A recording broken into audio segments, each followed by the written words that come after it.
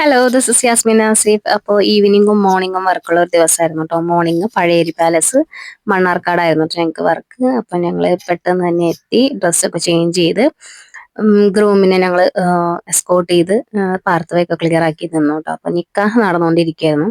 അപ്പം ആ ടൈമിൽ നമുക്ക് പ്രത്യേകിച്ച് വർക്കൊന്നുമില്ലല്ലോ. അപ്പോൾ അത് കാരണം കൊണ്ട് ഞങ്ങൾ പെട്ടെന്ന് തന്നെ ജ്യൂസൊക്കെ കുടിക്കാനായിട്ട് പോയി. എന്നിട്ട് ഒരാൾ എന്നോട് ജ്യൂസിന് കുറ്റമൊക്കെ പറയാൻ പറഞ്ഞു കേട്ടോ. എന്താ ജ്യൂസിന് തണുപ്പ് പോരാന്നോ മധുരം പോരാന്നൊക്കെ പറയാൻ പറഞ്ഞു. ഇവര് രണ്ടാളും ഉണ്ടായിരുന്നു, പിന്നെ ഞാനും ആയിരുന്നു കേട്ടോ. അപ്പൊ അവള് എന്നോട് പറയുന്നത് വീഡിയോ എടുക്കാനൊക്കെ പറയുന്നുണ്ടായിരുന്നു. പക്ഷേ നമുക്ക് കാറ്ററിംഗ് ആരാന്ന് അറിയില്ലല്ലോ. അത് കാരണം കൊണ്ട് ഞാൻ വീഡിയോ ഒന്നും അവളുടെ വോയിസ് ഒന്നും അതിൽ ആഡ് ചെയ്തില്ല കേട്ടോ.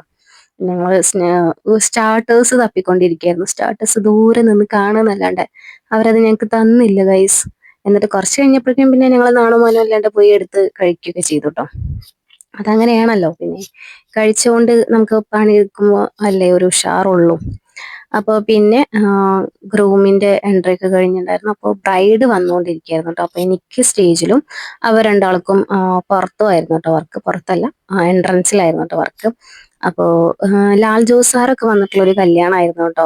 ഭയങ്കര ആഘോഷത്തോടെയാണ് നമ്മൾ ഇതുണ്ടോ ലാൽ ജോസ് സാർ നിൽക്കുന്നത്. ഞാൻ ചെറുതായിട്ടൊക്കെ വീഡിയോ എടുത്തു. എനിക്ക് അങ്ങനെ വർക്കിന്റെ ഇടയിൽ ഫോൺ യൂസ് ചെയ്തുകൂടല്ലോ. അപ്പോൾ എനിക്ക് പറ്റുന്ന പോലെയൊക്കെ ഞാൻ വീഡിയോ എടുത്തിട്ടുണ്ട്. അങ്ങനെ ബ്രൈഡിന്റെ എൻട്രിക്ക് വേണ്ടി നമ്മളെല്ലാവരും വെയിറ്റ് ചെയ്യാണ്.